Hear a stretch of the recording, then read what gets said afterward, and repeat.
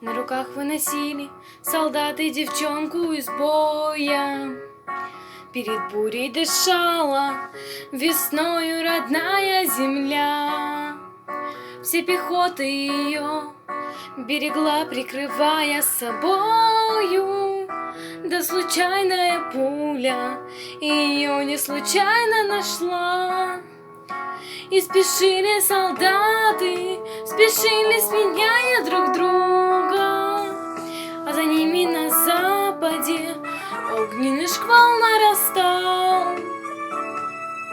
И несли в плащ палатками дорогую подругу.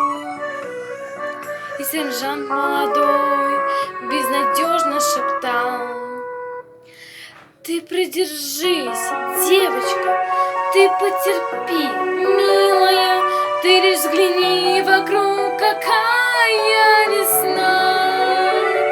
Ты потерпи, славная, ты продержись. Скоро закончится эта война.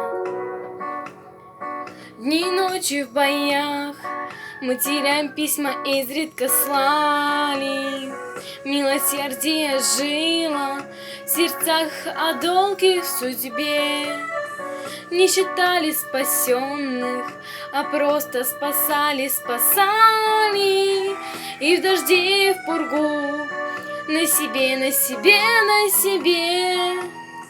Им любить бы еще, но они полюбить не успели. Им войны бы не знать, да война их сумела найти. И несли на плечах своих девичьих хрупких шинелей.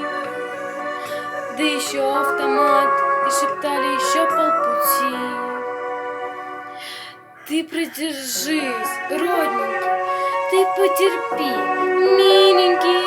Думаешь, славный мой, не страшна мне война.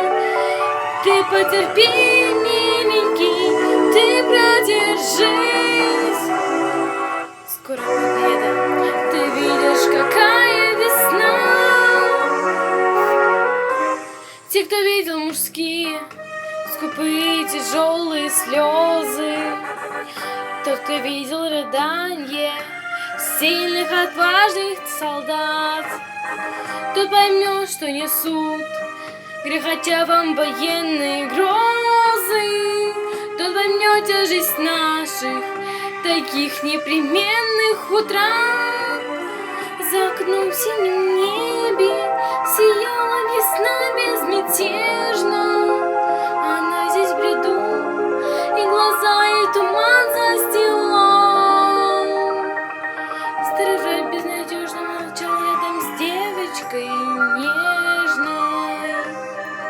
И сержант молодой безнадежно шептал: ты продержись, девочка, ты потерпи, милая, ты лишь взгляни вокруг, какая весна. Жизнь победит, юная, ты продержись. Будь это проклято всеми.